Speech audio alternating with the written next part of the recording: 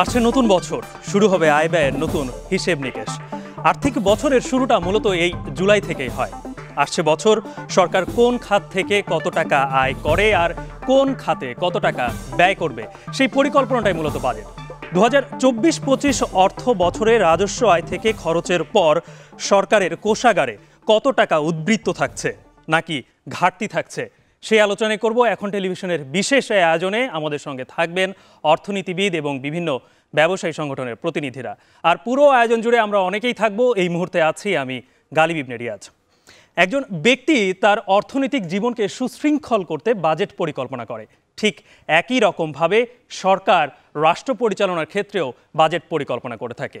কিন্তু একজন ব্যক্তি আর রাষ্ট্রের বাজেট পরিকল্পনার মূল পার্থক্যের জায়গাটা হলো ব্যক্তি আয় বুঝে ব্যয় করে আর রাষ্ট্র শুরুতে ব্যয়ের পরিকল্পনা করার পর আয়ের পরিকল্পনা করে থাকে।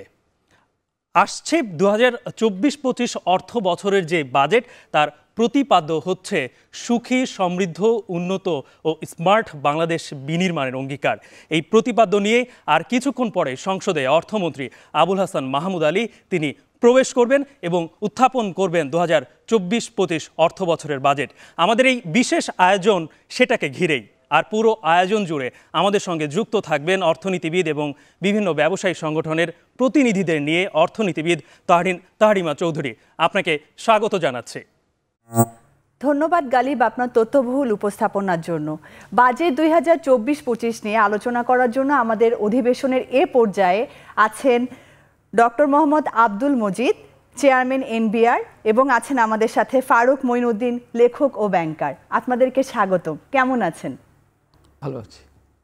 আমরা মূলত এই বাজেটের লক্ষ্যমাত্রা অর্জনের যে প্রধান মুখ্য দুটি বিষয় আসলে রাজস্ব আদায় বা রাজস্ব আয় বৃদ্ধি এবং ব্যাংকিং ব্যবস্থার সার্বিক উন্নয়ন, সে নিয়ে আপনাদের সাথে কথা বলবো। এ পর্যায়ে আমরা চলে যাচ্ছি গালিবের কাছে।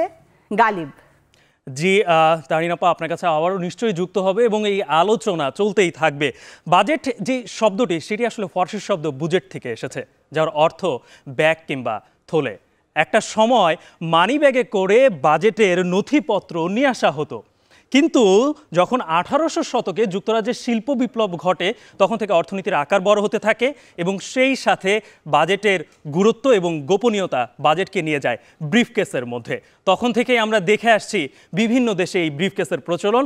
বাংলাদেশের অর্থমন্ত্রীরাও কখনো কালো, লাল কিংবা মেরুন রঙের এই ব্রিফকেস হাতেই সংসদে প্রবেশ করেন। আমরা অর্থমন্ত্রী আবুল হাসান মাহমুদ আলীকে কিছুক্ষণ পরে এমনই কোনো এক ব্রিফকেস হাতেই সংসদে প্রবেশ করতে দেখব।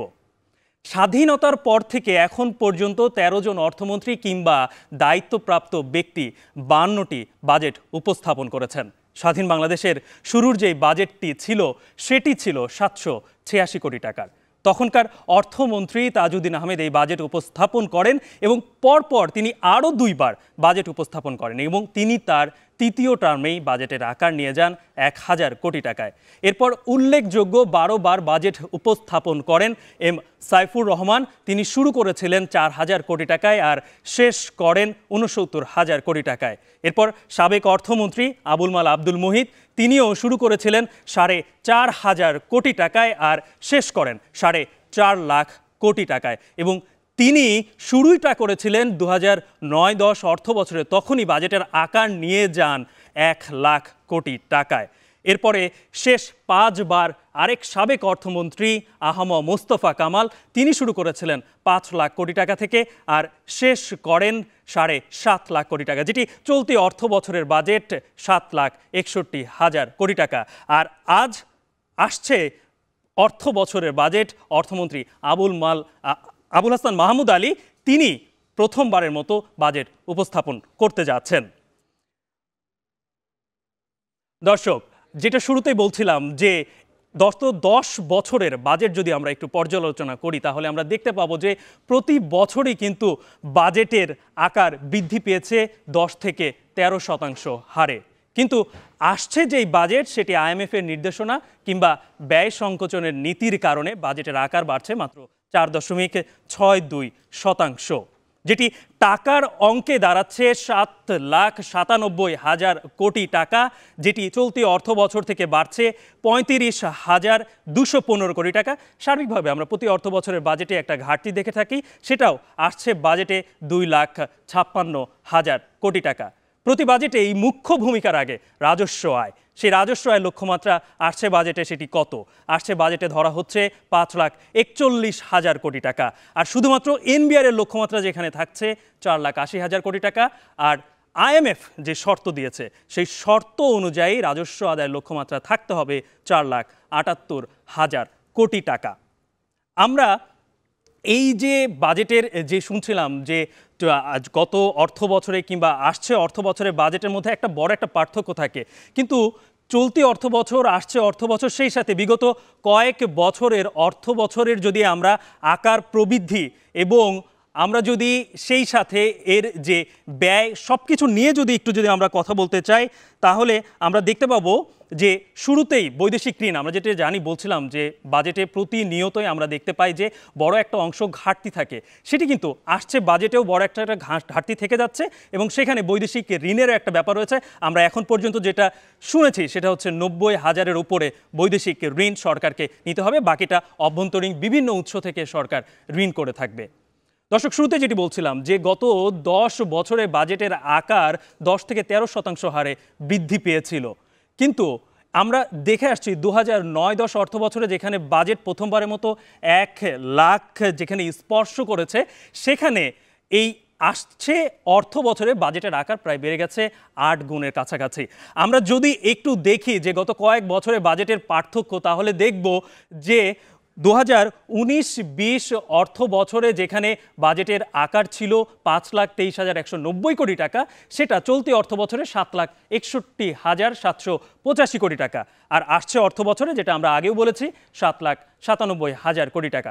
প্রতি অর্থ বছরের বাজেটে একটা বড় একটা অংশ বলা হয় যে বাজেটে একটা প্রবৃদ্ধির লক্ষ্যমাত্রা ধরা হয়। আসছে বাজেটে সেটা কত এবং বিগত কয়েক অর্থ বছরে কেমন ছিল সেটা যদি একটু দেখতে চাই, তাহলে দেখব যে 2019-20 ছিল 8.2, করোনার সময় সেটা খানিকটা একটু কমে যায়, সেটা 7.2, কিন্তু আসছে যে অর্থ বছর, সেই অর্থ বছরে সব থেকে বিগত কয়েক বছর থেকে কমিয়ে ধরা হচ্ছে লক্ষ্যমাত্রা 6.75। আমরা যদি বলছিলাম যে রাজস্ব আয়ের একটা বড় লক্ষ্যমাত্রা থাকে, সেটা গত কয়েক বছরগুলো তো কেমন ছিল সেটা যদি দেখি, তাহলে 20-21 অর্থ বছরে যেখানে রাজস্ব আয়ের লক্ষ্যমাত্রা ছিল 3,82,016 কোটি টাকা, সেটা চলতি অর্থ বছরে 5 লাখ কোটি টাকার ঘর স্পর্শ করে।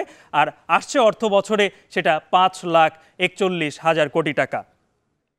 আমরা বাজেটের বড় একটা অংশই তো বাজেট পরিকল্পনা মানেই সেখানে হচ্ছে বাজেটের ব্যয়ের খাতগুলো, সেখানে আসলে কি সরকার পরিকল্পনা করছে, সেখানে আমরা দেখতে পাচ্ছি যে 3টি খাতে বড় একটা অংশ বাজেটের, যেটা বলা হচ্ছে প্রায় 40% উপরে সেখানে ব্যবহার হবে, সেটা হচ্ছে সুদ পরিশোধ, ভর্তুকি ও প্রণোদনা, বেতন ও ভাতায়। আর একটা উন্নয়নশীল দেশের জন্য উন্নয়ন বাজেট খুবই গুরুত্বপূর্ণ, সেখানে এডিপিতে রাখা হয়েছে প্রায় 33%, আর অন্যান্য বাকি সবগুলোতে রাখা হয়েছে 27%। দর্শক, শুরুতে বলেছিলাম না যে বাজেটে একটা বড় অংশ ঘাটতি থেকে যাচ্ছে, সেই বড় ঘাটতি পূরণ করতে হলে সরকারকে নিতে হবে বৈদেশিক ঋণ কিংবা অভ্যন্তরীণ ঋণ। এবং সেই সাথে আমরা গত কয়েক বছরে দেখেছি বাংলাদেশের ঋণের পরিমাণটা যেভাবে বেড়েছে, সুদ দেওয়ার পরিমাণটা এবং সুদ পরিশোধের জন্য বাজেটে আলাদাভাবে বরাদ্দের একটা ব্যবস্থা করতেই হচ্ছে। আসছে বাজেটে ঋণ ব্যবস্থাপনা, সুদ ব্যবস্থাপনা কেমন হবে সেটি নিয়ে বিস্তারিত জানাতে আমার সঙ্গে যুক্ত হচ্ছেন আমার সহকর্মী আজহার লিমন। গালিব, এবারের বাজেটে নতুন কি, এটি কিন্তু সবসময় জানতে চায় সবাই। আমরা ঠিক এই মুহূর্তে আপনার সঙ্গে যুক্ত হয়েছি এবারের বাজেটের নতুন কিছু জানাতে। কিছুক্ষণ পরই বাজেট পেশ করবেন অর্থমন্ত্রী, এবং আমাদের হাতে এখন পর্যন্ত যে খবরগুলো আছে সেই খবরগুলো প্রথমে আপনাদেরকে জানিয়ে দিতে চাই। প্রথমে দেখাতে চাই যে এবারের বাজেটের অর্থ সংস্থানটা কীভাবে হচ্ছে। আমরা যদি দেখি যে বড় দাগে এবারও রাজস্ব আয়ের একটা বড় লক্ষ্যমাত্রা ধরা হয়েছে প্রায় 70%, যেটি চিন্তা করা হচ্ছে যে বাজেটের ব্যয় বহন করার জন্য প্রায় 5,41,000 কোটি টাকা আসবে রাজস্ব থেকে। অর্থাৎ এবারও কিন্তু এনবিআরের উপর একটি বড় চাপ রয়েছে। বৈদেশিক অনুদান সেখানে দেখছি যে এটি খুবই কম, 1%-এরও কম গ্রান্ট, যেটি পরিশোধ করতে হয় না। কিন্তু বৈদেশিক ঋণের একটা বড় পরিমাণ কিন্তু আছে, সেটি 11%, এবং টাকার অঙ্কে কিন্তু এটি 90,000 700 কোটি টাকা, রাইট?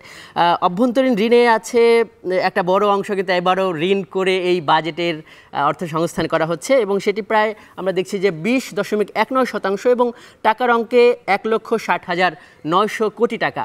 এবারের বাজেটে নতুন কি আসলে সেটি কিছুক্ষণ আগেও বলছিলাম গালিব, আমরা এই তথ্যচিত্রগুলো দেখে নিতে চাই। সেটা হলো যে এবারের বাজেটে এই প্রথম আমরা দেখছি যে বাজেট ঘাটতিতে একটা ঋণাত্মক প্রবণতা দেখছি, অর্থাৎ আগের বছরগুলোতে যেভাবে বাজেটের ঘাটতি একেবারেই একটা ঊর্ধ্বমুখী প্রবণতায় ছিল, কিন্তু এবারে কিন্তু আমরা দেখছি যে সেটা থেকে একটু কম এবং সেটা কিন্তু 5,700 কোটি টাকা কম। আমরা যদি 2023-24 দেখি, গেল অর্থ বছরের থেকে এবারের অর্থ বছরের ঘাটতি কম ধরা হয়েছে প্রায় 5,700 কোটি টাকা এবং অঙ্কটা আমরা দেখছি সম্ভাব্য যেটি 2,56,000 কোটি টাকা। এবং এটি কিন্তু আমরা যদি এখানে 5টি অর্থ বছরের একটা হিসাব দেওয়া আছে, 2019-20 অর্থ বছরে আমরা যেখানে দেখছিলাম যে 1,54,251 কোটি টাকা, 2020-21 এসে আরও বেড়েছে 1,90,000, 2020-21 আরও বেড়েছে, 2023-22 দেখছি কিন্তু প্রায় 2.5 লাখ কোটি টাকার একটা। গত 5 অর্থ বছর থেকে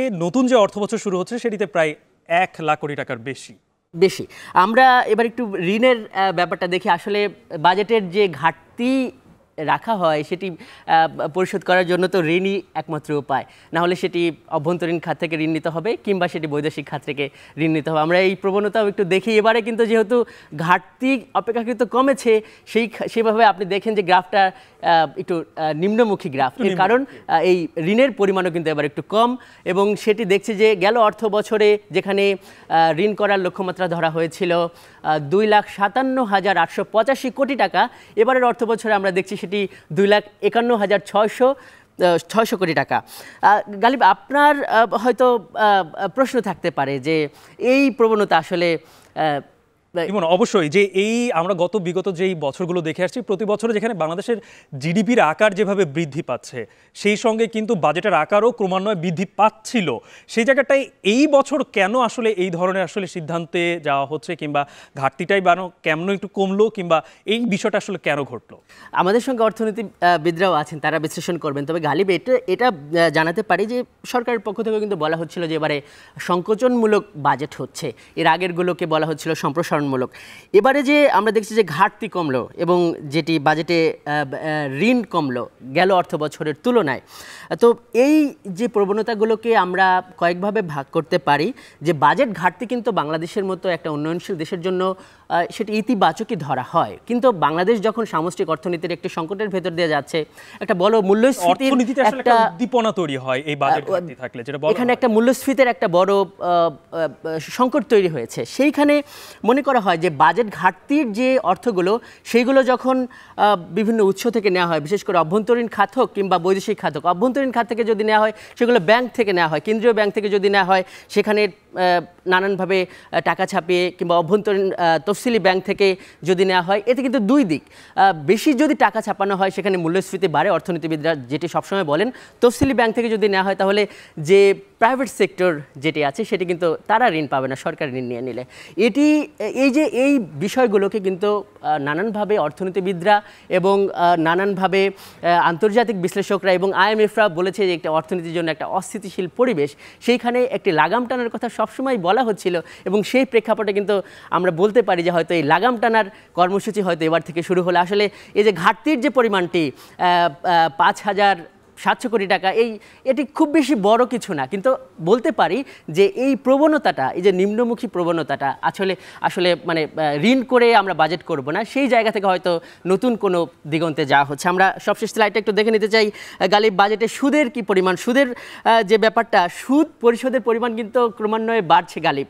আমরা যদি 2022-23 অর্থ বছরের চিত্রটা দেখি, যে সেই বছরে 80,375 কোটি টাকা সুদ পরিশোধ করতে হয়েছিল, সেইখানে এই অর্থ বছরে এসে দেখুন যে সেটি কিন্তু অনেক বেশি, 1,13,500 কোটি টাকা সুদ পরিশোধ করতে হচ্ছে এবং এটি প্রায় 3% বেশি এই 2 অর্থ বছর আগে। অর্থাৎ গত কয়েক বছর ধরে কিন্তু বাংলাদেশে অনেকগুলো মেগা প্রকল্পের কাজ চলেছে, সেগুলোর কিন্তু এখন শেষ, আমরা সুফলও পাচ্ছি, সেগুলোর সুদ পরিশোধের কিন্তু সময় এসেছে, যেই কারণে এই সুদের ব্যাপারটা কিন্তু বাড়ছে। এটিও কিন্তু আরেকটি কারণ যে সুদের বোঝা যে বাড়ছে, ঋণ পরিশোধের যে সময় আসছে, সেইখানে আবার নতুন করে ঋণ নেবে কিনা, এই কারণেই হয়তো বাজেটের এই পরিবর্তন। কিছুক্ষণ পর হয়তো অর্থমন্ত্রী সেটি আমাদের সামনে উপস্থাপন করবেন। গালিব, আজহার লিমন, অবশ্যই পরবর্তীতে অন্য কোনো তথ্য নিয়ে আবারও আপনি আমার সঙ্গে যুক্ত হবেন। সহকর্মী আজহার লিমনের কাছ থেকে শুনছিলাম যে এই আসছে যে নতুন অর্থ বছর, সেই নতুন অর্থ বছরে ঋণ কেমন নিচ্ছে সরকার এবং সেখানে সুদ ব্যবস্থাপনা সব কিছু নিয়ে শুনছিলাম। আর শুরুতেই দর্শক পরিচয় করিয়ে দিয়েছিলাম, আমাদের সাথে যুক্ত আছেন অর্থনীতিবিদ তাহরিন তাহরিমা। আপনার কাছে আসতে চাই, আপনার কাছে অতিথিরাও রয়েছেন, আপনাদের আলোচনা শুনতে চাই এবার। ধন্যবাদ গালিব। আমরা আবারও ফিরে এলাম আমাদের আলোচনায়। আমাদের সাথে উপস্থিত আছে আজকের অধিবেশনে ডক্টর মোহাম্মদ আব্দুল মজিদ, সাবেক চেয়ারম্যান এনবিআর, এবং আছেন ফারুক মঈনুদ্দিন, লেখক ও ব্যাংকার। যেটা আমরা বলছিলাম যে এবারের বাজেটের যে লক্ষ্যমাত্রা নির্ধারিত হয়েছে, আমরা এখানে দেখতে পাচ্ছি যে আসলে একটা সংকোচনমূলক বা কন্ট্রাকশনারি একটা প্রবণতা কিন্তু আমরা দেখছি। আমরা দেখতে চাচ্ছি যে এখানে হয়তো ব্যয়ের পরিমাণটি কমানো হয়েছে, কিন্তু সেক্ষেত্রে আরেকটি প্রবণতা যেখানে দেখানো যাচ্ছে এই ক্ষেত্রে, যে আমাদের সুদ পরিশোধ করতে হবে, আমাদের ঋণের বোঝা অনেক বেশি হয়ে আছে, এবং তার উপরে যেটা সবচেয়ে বড় বিষয়টি হয়ে ওখানে দাঁড়িয়েছে সেটি হচ্ছে যে আমাদের এই রাজস্ব আদায় বৃদ্ধিটা আসলে কিভাবে করা যায়। তো এ বিষয়ে আমি কথা বলবো ডক্টর মোহাম্মদ আব্দুল মজিদ, সাবেক চেয়ারম্যান এনবিআর এর সাথে। যেটা বলছিলাম যে আমাদের যেহেতু একটা সংকোচনমূলক প্রবণতা লক্ষ্য করা যাচ্ছে, কিন্তু তারপরেও কিন্তু আমাদের ব্যয় কমলেও আমাদের আয় বৃদ্ধির প্রতিও গুরুত্ব আরোপ করা হয়েছে। এবং আমরা যদি গত কয়েক বছরের হিসাব দেখি, যে রাজস্ব প্রাপ্তির লক্ষ্যমাত্রা ছিল 2023-24 সালে প্রায় 5,000 কোটি টাকার মতো, যেখান থেকে রাজস্ব বোর্ড থেকে আদায় করার কথা ছিল প্রায় 4,30,000 কোটি টাকা, কিন্তু আদত সেটা বাস্তবায়িত হয়েছে 4,10,000 কোটি টাকার মতো। অর্থাৎ আমরা দেখতে পাচ্ছি লক্ষ্যমাত্রা যখন কম ছিল তখন আমরা প্রায় 20,000 কোটি টাকা রাজস্ব আদায় করতে পারিনি। এবার আমাদের রাজস্ব বোর্ড থেকে যে লক্ষ্যমাত্রাটি নির্ধারিত হবে বলে আমরা মনে করছি 4,80,000 কোটি টাকা। তো এরই প্রেক্ষিতে আপনি আসলে কি মনে করছেন যে এই লক্ষ্যমাত্রা অর্জন কতটুকু বাস্তবসম্মত হবে? ধন্যবাদ। আমি এখন টিভি কর্তৃপক্ষকে এই বাজেটের এই সুন্দর আলোচনা উপস্থাপনা এটার জন্য ধন্যবাদ জানাচ্ছি। এবং আমি যে বিষয়ে আলোচনা আমরা করব বাংলাদেশের অর্থনীতি, বিশেষ করে রেভিনিউ আর্নিংয়ের ক্ষেত্রে, সেটার সাথে আমি আপনাদের স্টুডিওর এই আঙ্গিক বৈশিষ্ট্যের সাথে খুব মিল আছে বলে মনে করি। এখানে প্রতি পদে পদে আপনাকে কিন্তু খুব you must mindful to your step. আপনি ওখান থেকে নেমে আবার এখানে উঠবেন, এখানে উঠতে যেয়ে আপনি হঠাৎ করে যদি নর্মাল মনে করেন আপনি পড়ে যাবেন। এবং চারিদিকে প্রচুর ডিজিটালি দেওয়া আছে, আমাদের অবস্থাও তাই। আমরা সুন্দরভাবে ডিজিটালি অনেক কথা বলছি, আর একটু পরে সংসদে হয়তো সুন্দরভাবে পাওয়ার পয়েন্ট প্রেজেন্টেশন দিয়ে এটা বলা হবে, কিন্তু প্রকৃত বাস্তবতাটা হচ্ছে যেটা আপনি প্রশ্ন করেছেন সেটা খুব ইম্পর্টেন্ট। সেটা হচ্ছে আমরা লক্ষ্য করি যে এনবিআরকে যে লক্ষ্যমাত্রাটা দেওয়া হচ্ছে সেটা কিন্তু যাদববাবুর পাটিগণিতের হিসাব অনুযায়ী, অর্থাৎ আমি আগে ব্যয়ের বাজেট একটা ঠিক করে ওখান থেকে কতটুকু আমার ভর্তুকি রাখার আমার ফতোয়াতে দেওয়া আছে সেইটা থাকবে, তারপরে বাকিটা তুমি এনবিআর তোমাকে দিতে হবে।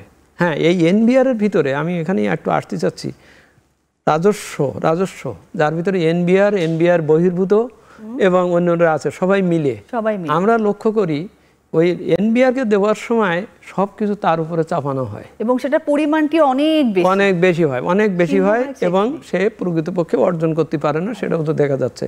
কেন পারে না সে কারণও আমাদের সবার জানা আছে, কারণ যে অর্থনীতির থেকে রেভিনিউটা নেওয়া হবে সেই অর্থনীতির সুস্থতার উপর এটা নির্ভর করে।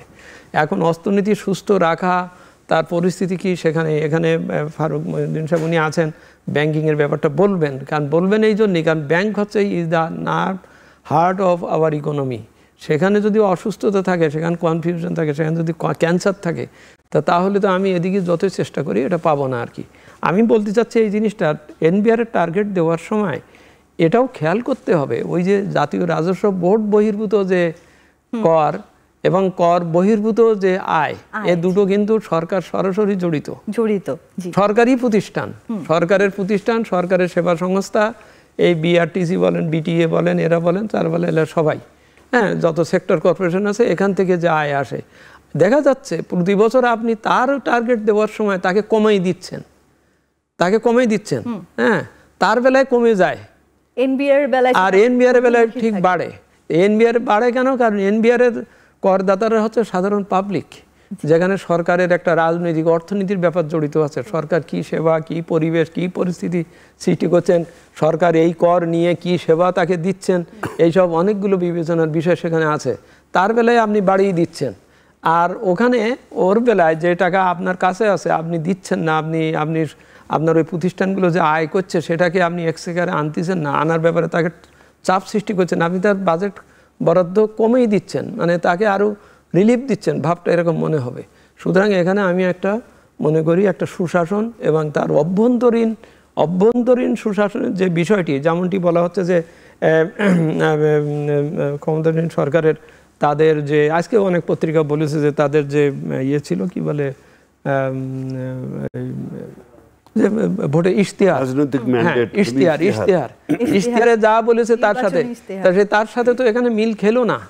আপনার নিজের প্রতিষ্ঠানই কর খেলাপি হয়ে বসে আছে, আপনার নিজের প্রতিষ্ঠান, আপনার নিজের মানে আমাদের সকলের আর কি, রাষ্ট্রের প্রতিষ্ঠান কর খেলাপি হয়ে বসে রয়েছে, সে টাকা জমিয়ে রাখতেছে, তার লাভ লোকসানের হিসেবে বোঝা যাচ্ছে না। তার বেলায় আপনি টার্গেট কম দিয়ে তারকে যদি একটু যথাযথভাবে টার্গেট দিতেন তাহলে এনবিআর পড়াটা কম হতো।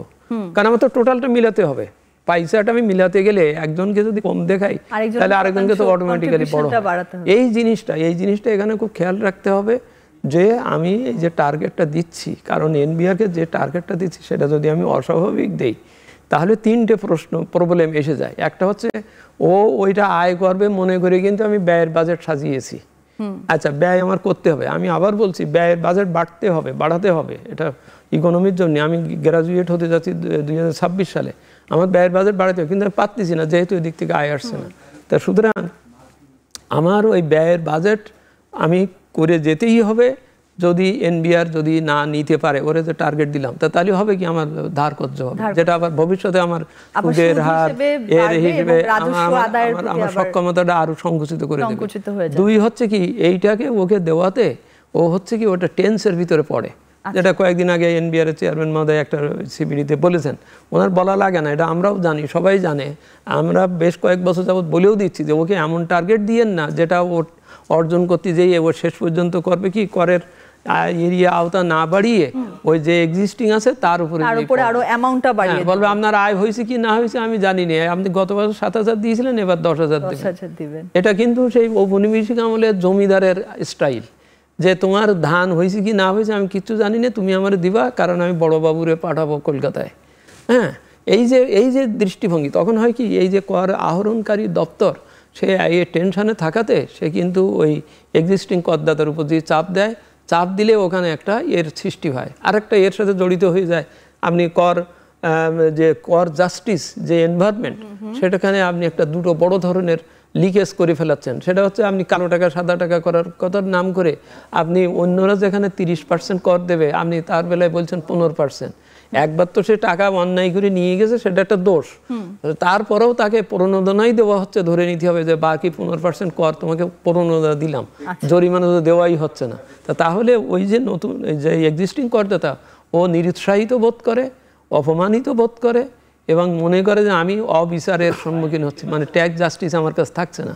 আরেকটা হচ্ছে ওনাকে ওই সুযোগ সুবিধাটা দেওয়ার জন্যে যে করদাতা আসেনি, যেটা আমরা বলছি যে সকলকে করের নেটের ভিতর আনেন, এটা একটা তো জাতীয় দায়িত্ব, এখন করের নেটের ভিতর না আনলে আমার সকলকে করের সুবিধা হবে। সে হচ্ছে কি সে তখন মনে করবে যে আমি কেন সেই দিয়ে যে এনবিআর এর কাছে করদাতা হয়ে 30%ও দেবো, কথাবার্তাও শুনবো, তো হচ্ছে এইটাই ভালো, এই যে না দিলে যদি করা যায় আমি আইডেন্টিফাইডই হলাম। হ্যাঁ, আইডেন্টিফাই। সুতরাং এই যে সিচুয়েশনগুলো তৈরি করার আগে এর তাত্ত্বিক এবং দার্শনিক এবং নৈতিক ভিত্তিগুলো পর্যালোচনা করা দরকার।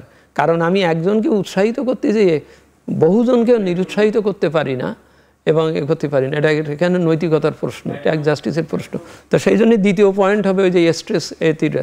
তৃতীয় যে ক্ষতিটা হবে সে ক্ষতিটা হচ্ছে যে আপনি এই টার্গেট বেশি দেওয়াতে ও অর্জন করতে পারছে না, তখন আপনি অর্থনীতিকে সুস্থ করার যে দায়িত্ব আপনার ছিল সেটা আপনি করেননি বলেই ও পারতেছে না।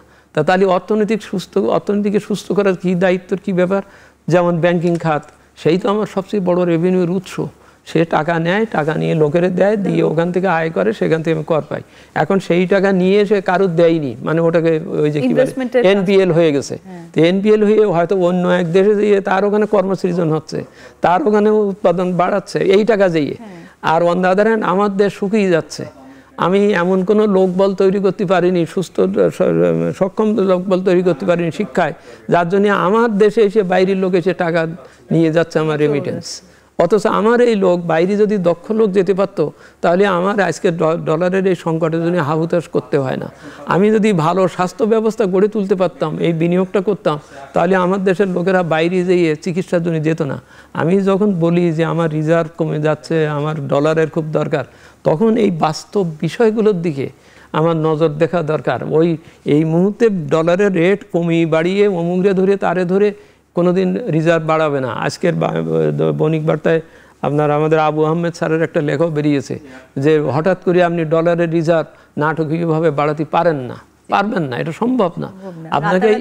আপনাকে এইভাবে করতে হবে, যেমন ওই রপ্তানির ক্ষেত্রের দিকে খেয়াল রাখতে হবে যে ও যেন আনতে পারে, ওর বাজার ঠিক থাকে, রেমিটেন্সের দিকে খেয়াল রাখতে হবে, ভালো লোকেরা যাতে। আজকে আমরা মালয়েশিয়ার যে ঘটনাটা দেখছি, কত বড় একটা ক্ষতি।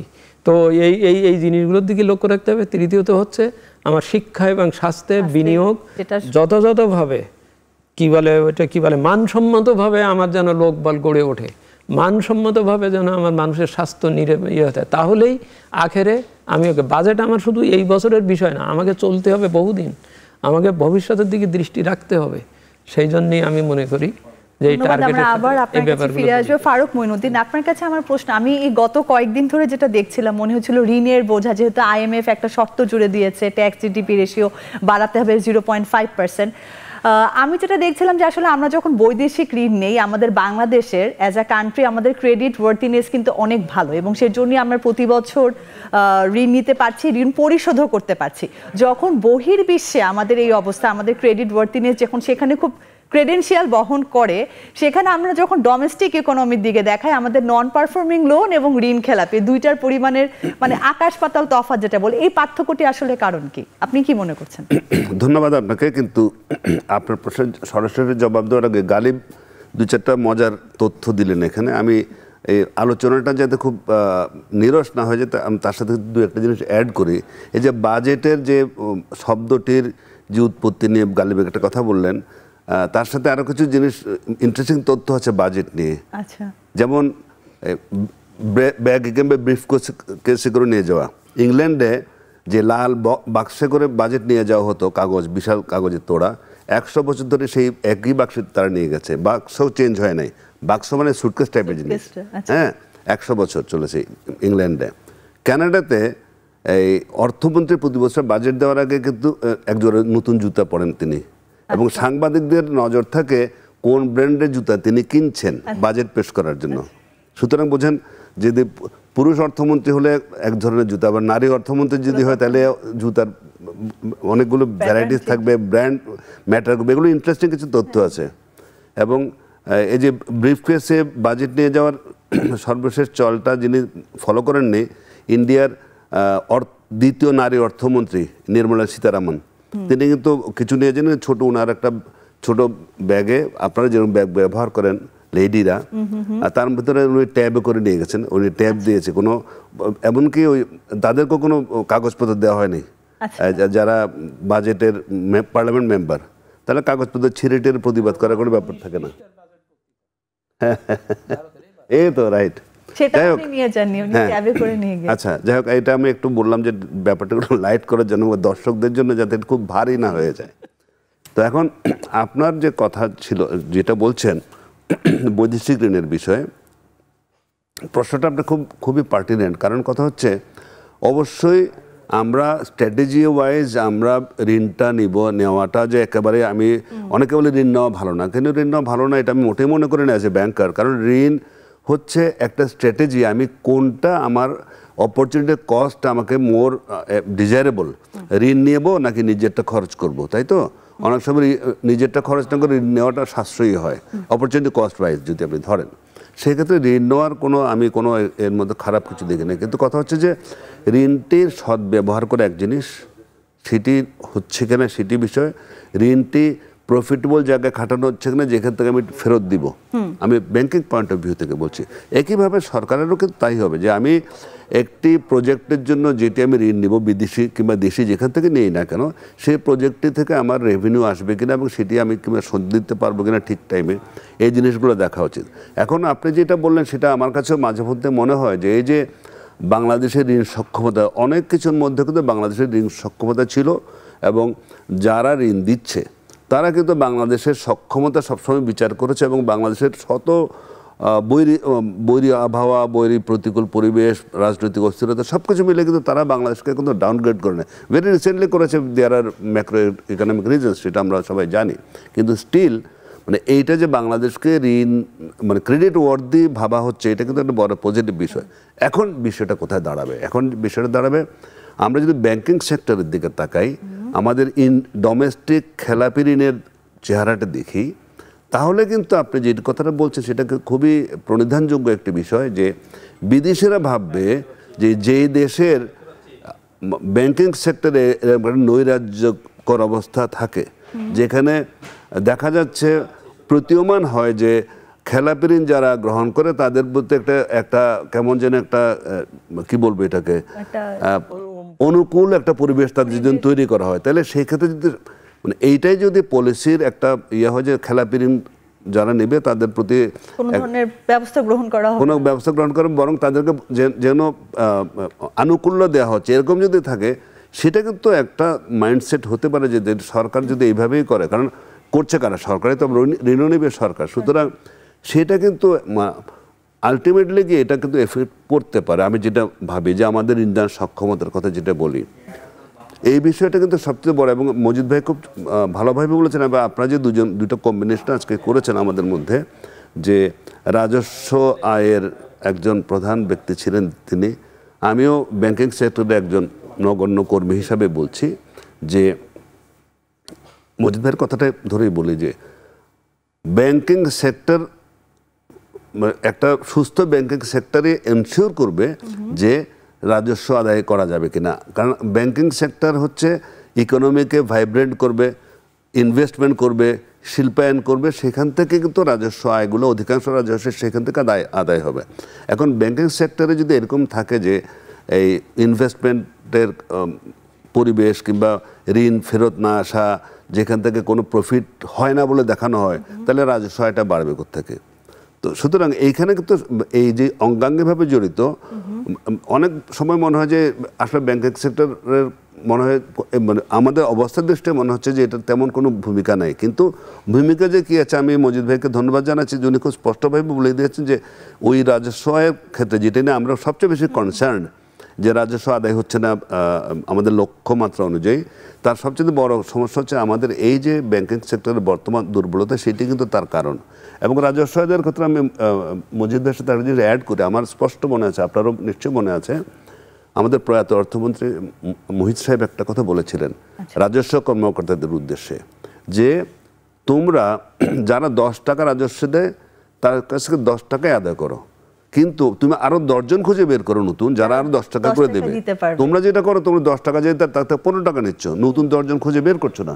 নেট যে বাড়ানো, উনি খুব চমৎকারভাবে কথাটা বলেছিলেন, যে এটা কিন্তু সত্যিকার অর্থে আমরা যেটা বুঝি, উনি বাজেটের অ্যাপ্রোচটার কথা বলছে, আমরা তো বটম আপ অ্যাপ্রোচ, যে আগে আমরা কত ব্যয় করবো সেই হিসেবে রাজস্ব হয়। নর্মালি ওই যে পরিবারে যে গালিবও বলেছে যে পরিবারের, আমরা আবার ফিরবো, একটু অনুমতি নিয়ে যাচ্ছি, আমরা যাচ্ছি গালিবের কাছে। গালিব, তাহরিন আপা, শুনছিলাম আপনাদের আলোচনা এবং সে সাথে ফারুক ভাইকেও ধন্যবাদ যে তিনি আমার সঙ্গে বাজেটের আরও নতুন মজার কিছু তথ্য তিনি আমাদের সঙ্গে উপস্থাপন করেছেন। শুনছিলাম আমাদের আলোচনা বাজেট 2024-25-এর। এই মুহূর্তে নিতে হচ্ছে একটা ছোট্ট একটা বিরতি, বিরতির পর আবারও ফিরব।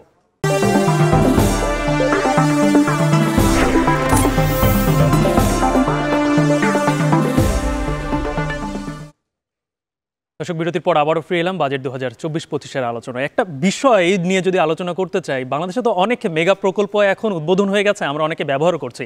পদ্মা সেতু দিয়ে আমরা যখন পারাপার হই, নিশ্চয়ই সেখানে টোল দিতে হয়, কিংবা আমরা যখন মোবাইল ফোনে কথা বলি তখনও সেখানে একটা খরচ দিতে হয়। কিন্তু সরকার যখন এই বিষয়গুলোর উপরে বাড়তি শুল্ক আরোপ করে, তখন মানুষের সেবার যেই ব্যয়টা সেটা মানুষকে বাড়তি মানুষকে প্রদান করতে হয়, সেই বিষয়গুলো নিয়ে আমরা আসলে জানতে চাই এবং মানুষের আগ্রহ থাকে যে প্রতি বাজেটে এই সেবার ব্যয়গুলো কি বাড়ছে না কমছে। সেই বিষয় নিয়ে বিস্তারিত জানাতে আমার সঙ্গে আমি ডেকে নিচ্ছি আমার সহকর্মী নাইম আবিরকে। গালিব, আপনাকে ধন্যবাদ। চমৎকার আলোচনা হচ্ছিল বাজেট নিয়ে এবং আমরা এ পর্যায়ে আপনি শুরু করে দিয়েছেন। আমি যেটি নিয়ে আসলে কথা বলতে চাই সেটি হচ্ছে যে বাজেটে সেবা খাতে কিছু মানে নতুন করে যদি কর অবকাশের যে সুযোগ রয়েছে সেটি আসলে কিছুটা যদি কমে যায় বা প্রত্যাহার করা হয়, সেক্ষেত্রে সেবা খাতের কিছু জায়গায় অবকাঠামো থেকে শুরু করে, আপনি পদ্মা সেতুর কথা বলছিলেন, পদ্মা সেতু থেকে শুরু করে বিভিন্ন জায়গায় আসলে কিছু টোলের খরচ বাড়বার সম্ভাবনা শঙ্কা তৈরি হয়েছে, সেটি নিয়ে আমরা একটু আলোচনা করতে চাই। তাহলে প্রথমে যদি আমি বলি যে শুরু যদি করতে চাই তাহলে হচ্ছে ইন্টারনেট ব্যবহার নিয়ে আমি একটু আলাপটা শুরু করতে চাই।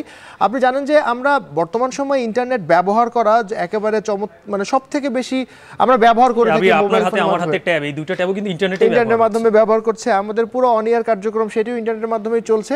আমরা দেখাতে চাই যে ইন্টারনেট সেবায় কিন্তু সেই খরচ বাড়বার একটা সম্ভাবনা তৈরি হয়েছে। বর্তমানে আমরা 15% ভ্যাট দিয়ে থাকি, এখানে আরও 5% ভ্যাট আসলে যুক্ত হওয়ার সম্ভাবনা রয়েছে। অর্থাৎ যদি সেটি হয়ে থাকে তাহলে কিন্তু 20% পর্যন্ত ভ্যাট আসলে দেয়া হতে পারে, মানে দেয়া লাগতে পারে। আমাদের নতুন এই যে প্রস্তাবিত যে অর্থ বছর আজ কিছুক্ষণের মধ্যে অর্থমন্ত্রী এটি আসলে পেশ করবেন, এরপরে যদি কার্যকর হয় সেক্ষেত্রে আমরা একটু বলছি। এবং এরপর যদি বলি যে ভয়েস সেবায় কর বসতে পারে, সম্পূরক শুল্ক বসতে পারে আরও 3%, এবং তাতে কিন্তু কথা বলবার খরচ বাড়বে। গালিব, মানে ইন্টারনেট ব্যবহার করা এবং মোবাইলে কথা বলা আমাদের খুবই গুরুত্বপূর্ণ বিষয়, যে আমরা যোগাযোগ করবার জন্য এই দুটি মাধ্যম কিন্তু আমরা সবথেকে বেশি, এই সময়টা আসলে সবথেকে বেশি এই জিনিসগুলোরই কিন্তু প্রয়োজন হবে। মোবাইল ফোন কিংবা ইন্টারনেট নির্ভরতা, একই ফোন কল বা ভয়েস কলের নির্ভরতা। আমরা সেটিও আবার দেখব যে মোবাইলে যে কথা বলার খরচ বাড়বে গালিব, সেটি নিয়ে আমরা একটু আপনাকে জানাতে চাই। প্রথমে যদি বলতে চাই যে বর্তমান সময়ে আমরা যখন মোবাইলে টাকা রিচার্জ করে থাকি, ধরেন আমি 100 টাকা রিচার্জ করলাম, সেই 100 টাকা রিচার্জের মধ্যে আমরা 66 টাকা ব্যবহার করতে পারি আর কি। অর্থাৎ আমাদের এখানে কর দিতে হয় 34 টাকা। আমরা যে দেখছি যে ভ্যাট, সম্পূরক শুল্ক এবং সারচার্জ সব কিছু মিলে আমরা 100 টাকার মধ্যে বর্তমানে 34 টাকা কেটে নেওয়া হয়, আমরা 66 টাকা ব্যবহার করতে পারি। অর্থাৎ এবার যদি প্রস্তাবিত বাজেটে সেটি যদি 39 টাকা সারচার্জ, সম্পূরক শুল্ক এবং ভ্যাট আরোপ করবার সম্ভাবনা রয়েছে, এবং তাতে কিন্তু গালিব আরও 5 টাকা আমাদের পকেট থেকে বেশি দিতে হবে। অর্থাৎ যেখানে আমরা 100 টাকায় 66 টাকা ব্যবহার করতে পারতাম, সে জায়গায় আসলে আমাদেরকে 61 টাকা এখন ব্যবহার করতে হচ্ছে। সুতরাং যারা আমরা অনেক বেশি ফোনে কথা বলি তারা ফোনে কথা বলা একটু কমিয়ে দিতে হবে। অর্থাৎ ফোনে কথা বলবার যে খরচ সেটি কিন্তু বাড়ছে। গালিব, এবার আমরা একটু আসি ফোনে কথা বলবার জন্য আপনার কি লাগবে? সিম লাগবে, মোবাইলের সিম লাগবে। সেই সিমেও কিন্তু খরচ বাড়বার সম্ভাবনা তৈরি হয়েছে। অর্থাৎ একাধারে মোবাইল সংক্রান্ত, আমরা মোবাইলে ইন্টারনেট ব্যবহার করা, ইন্টারনেট শুধু মোবাইলে আমরা ব্যবহার করি না, বিভিন্ন জায়গায় আমরা ব্যবহার করে থাকি, পিসিতে, ল্যাপটপে, কম্পিউটারে। এবার আমরা যদি বলি ইন্টারনেট এবং মোবাইলে কথা বলা, এবং কথা বলার জন্য যে সিম দরকার, সেই সিমে বর্তমানে আমরা কর দিই 200 টাকা পর্যন্ত, এবং সেটি গিয়ে আসলে আরও 100 টাকা বাড়তে পারে। অর্থাৎ সিম কিনতে গেলে আপনাকে কিন্তু কমপক্ষে 300 টাকা গুনতে হতে পারে প্রস্তাবিত বাজেটে, যদি এই সেবার মানে এই বিষয়গুলো যেগুলো আমরা বলছি যে মোবাইল সংক্রান্ত বা ইন্টারনেট সংক্রান্ত অথবা সিমের দামের ব্যাপারে, এগুলো আপনাকে বেশি, অর্থাৎ কথা বলায় খরচ বাড়ছে, ইন্টারনেট ব্যবহারে খরচ বাড়ছে, সামাজিক যোগাযোগ মাধ্যম আমরা অনেক বেশি ব্যবহার করি, সেখানটায় খরচ বাড়বার একটা সম্ভাবনা তৈরি হয়েছে। গালিব, আপনি কিছুক্ষণ আগে যেটি বলছিলেন যে সেবা খাতে যে ব্যয় বাড়বার সম্ভাবনা তৈরি হয়েছে, সেটি একটু বলতে চাই। প্রথমে আপনি দেখেন যে উড়াল সড়ক, এক্সপ্রেসওয়ে, ফ্লাইওভার এবং বিভিন্ন সেতু, টোল, আমরা যখন ঢাকা এলিভেটেড এক্সপ্রেসওয়েতে চড়ি গালিব, এখান থেকে 10 মিনিটে কিন্তু এখন ফার্মগেট থেকে বা তেজগাঁও থেকে চলে যাওয়া যায় এয়ারপোর্টে, সেটি যখন এখানে চলে আসবে অর্থাৎ কুতুবখালি পর্যন্ত, সেখানে কিন্তু 20 মিনিটে এই পুরো যাত্রাটি আসলে করা যাবে। সেরকম এক্সপ্রেসওয়েতে আমরা যে টোলটা দিই সেটি বাড়বার সম্ভাবনা তৈরি হয়েছে উড়াল সড়কে এবং ফ্লাইওভার সহ। পদ্মা সেতুর কথা বলছি, এবং আমরা যে ধরনের সেতুগুলোতে টোল দেই, এখানে একটা তথ্য দিয়ে রাখি যে কর অবকাশ নামে একটি বিষয় এখানে রয়েছে। মোট 17টি অবকাঠামোতে কিন্তু এই কর অবকাশটি প্রত্যাহার হতে পারে, তার মধ্যে অন্যতমগুলো তো বললাম। এরপরে কমিউনিটি সেন্টারের আপ্যায়ন ব্যয়, এবং এটি একটু নিয়ে বলতে চাই গালিব, যারা সামনে বিয়ে করবেন, মানে বিয়ের খরচের একটা দুঃসংবাদ, এবং বিয়ের খরচের একটি বড় খাত কিন্তু কমিউনিটি সেন্টার, শুধু বিয়ে না, যে কোনো সামাজিক অনুষ্ঠান। শহর অঞ্চলে নিশ্চয়ই এটা কিন্তু অনেক বেশি, আমরা কিন্তু কমিউনিটি সেন্টার নির্ভরই, কারণ গ্রামে নিজের বাড়িতে হয়তো বা সেটা আয়োজন করে, কিন্তু শহরে কিন্তু এটা অনেক বেশি লাগে। হ্যাঁ, শুধু বিয়ের ক্ষেত্রে না, যে কোনো সামাজিক অনুষ্ঠান আমরা কমিউনিটি সেন্টারে আয়োজন করে থাকি শহরে, সেটিতে কিন্তু খরচ বাড়বার সম্ভাবনা রয়েছে এবং টিন যে সার্টিফিকেট, সেই সার্টিফিকেটটাও কিন্তু জমা দিতে হবে কমিউনিটি সেন্টার যখন আমরা বুক করতে যাব। সেক্ষেত্রে কমিউনিটি সেন্টারের খরচটি বাড়বে এবং সামাজিক অনুষ্ঠানের উপর কিন্তু এটির প্রভাব পড়বে। এবার যদি বলতে চাই হাট বাজারের ইজারা, গালিব আমরা জানি গ্রাম থেকে শহরে সামনে কোরবানির হাট আসছে, হ্যাঁ, এবং এখানে কিন্তু ইজারা দেওয়া হয় এবং ইজারাতে যারা আসলে জয়ী হয় মানে ইজারা পান তাদেরকে কিন্তু একটা নির্দিষ্ট পরিমাণ অর্থ দিয়ে কিন্তু তাদেরকে ইজারাটি মানে নিতে হয় আর কি, এই হাট বাজারের ইজারাটি। সেখানেও কিন্তু আমরা একটু যদি বলি যে মাসুল বাড়বার সম্ভাবনা রয়েছে। এবং সবশেষ যদি বলি যে জমির নামজারি, গালিব এখন তো জমির দাম অনেক বেশি বেড়ে গেছে, মানে স্বর্ণের মতো জমিও একটি গুরুত্বপূর্ণ বিষয় হয়ে দাঁড়িয়েছে। সেক্ষেত্রে জমির নামজারির একটা বিষয় থাকে, গভীর সমুদ্রবন্দর, নদীবন্দর ব্যবহার, এবং একটু যদি বলে রাখি বিভিন্ন পার্ক, হাইটেক পার্ক আছে, আইসিটি পার্ক আছে, অ্যামিউজমেন্ট পার্ক আছে, অর্থাৎ আমরা যে বিনোদনের বিভিন্ন মাধ্যম হিসেবে আমরা পার্কগুলোতে যাই, আমরা যেমন ঢাকায় এখানে আমরা নন্দন পার্কে যাই, বা ঢাকায় যদি আমরা বলি বিভিন্ন যে ফ্যান্টাসি কিংডমে যাই, সেইখানে যে আমরা প্রবেশ করব, সেই প্রবেশ করবার কিন্তু টোল যে আমরা যে টিকিটটি কাটি সেই জায়গাটাতে কিন্তু একটু দাম বাড়বার সম্ভাবনা রয়েছে। সুতরাং আমি যদি বলতে চাই যে এরকম জমির যে নামজারি এবং গভীর সমুদ্রবন্দর, নদীবন্দর ব্যবহার করবার ক্ষেত্রে চট্টগ্রামে আমাদের সমুদ্রবন্দর যারা ব্যবহার করে, আমরা জানি নদীবন্দর আছে বাংলাদেশের, সেই নদীবন্দরগুলো ব্যবহারের ক্ষেত্রে কিন্তু এই অতিরিক্ত আমাদেরকে যে এগুলো প্রত্যক্ষভাবে জনগণকে আসলে ব্যয় না করতে হলে পরোক্ষভাবে আসলে এই ব্যয়গুলো জনগণের উপরেই আসলে পড়বে। এবং এটি আসলে মানে আমরা তো যেহেতু সম্ভাবনার কথা বলছি, কারণ যেহেতু এখনো পর্যন্ত বাজেটটি পেশ হয়নি, পেশ হলে হয়তো আমরা সিদ্ধান্তটি জানতে পারবো প্রস্তাবিত যে বাজেটটি তৈরি হবে। আবির, সবসময় আসলে মানুষের বাজেট যখন নিয়ে আলোচনা হয় তখন কিন্তু মানুষের একটা বাড়তি আগ্রহই থাকে, কিনতে পারুক আর না পারুক। সেটা হচ্ছে গাড়ির দাম এবার কেমন হচ্ছে, গাড়ির দাম কি বাড়ছে না কমছে? আমরা বরাবরই গত কয়েক বছর ধরে দেখেই আসছি যে গাড়ির দাম বরাবরই আসলে বাড়ানো হচ্ছে। যেই নতুন অর্থ বছরের বাজেট আজকে প্রস্তাব করা হবে সংসদে, সেখানে আপনার কাছে কি তথ্য রয়েছে? গালিব, গাড়ির বিষয়ে কয়েকটি তথ্য আমার কাছে রয়েছে। প্রথমে যে তথ্যটা দিয়ে আপনাকে আসলে শুরু করতে চাই সেটি হচ্ছে যে এমপি যারা মানে সংসদ সদস্য নির্বাচিত হন এবং সংসদ সদস্য থেকে যারা আসলে মন্ত্রী হন, বিরোধী দলের চিফ হুইপ হন, সরকারি দলের চিফ হুইপ হন, অর্থাৎ আমরা যদি একটু বলতে চাই যে এই যে গাড়ির যে শুল্ক হার সেটি যদি যারা সংসদ সদস্যরা এতদিন ধরে, আমাদের হাতে যে 1973 সালে একটি প্রেসিডেন্ট অ্যাক্ট রয়েছে, সেই অ্যাক্ট অনুযায়ী এখনও পর্যন্ত যারা আপনার গাড়ি আমদানি করে থাকে তাদের আমদানি যে শুল্ক, সেই শুল্কে কিন্তু 25% পর্যন্ত আমদানি শুল্ক আসলে বসবার একটা সম্ভাবনা ছিল। যদিও এখনও পর্যন্ত আইনি জটিলতায় সেটির ব্যাপারে কি সিদ্ধান্ত হবে সেটি আমরা এখনও পর্যন্ত সিদ্ধান্ত মানে আমরা জানতে পারিনি। তবে এতটুকু বলে রাখতে চাই গালিব, যদি একটি 4000 সিসির গাড়ি অর্থাৎ 1 কোটি টাকা মূল্যের যদি আমি একটা গাড়ি কিনতে চাই, মানে সাধারণ জনগণ এবং এমপিদের ক্ষেত্রে পার্থক্যের জায়গাটা হচ্ছে সাধারণ জনগণ এমপিরা যদি কিনতে চায় তাহলে এটি 1,20-25 লাখ টাকা তাদেরকে খরচ করতে হবে, আমদানি শুল্ক যেহেতু যুক্ত হবে, এবং এই আমদানি শুল্কটা কিন্তু সাধারণ জনগণের উপরে বর্তাবে। সেক্ষেত্রে এখন বর্তমান সময়ে 500% একটি 4000 সিসির গাড়ির উপরে কিন্তু সাধারণ মানুষকে আমদানি শুল্ক এবং সম্পর্ক শুল্ক দিতে হয়।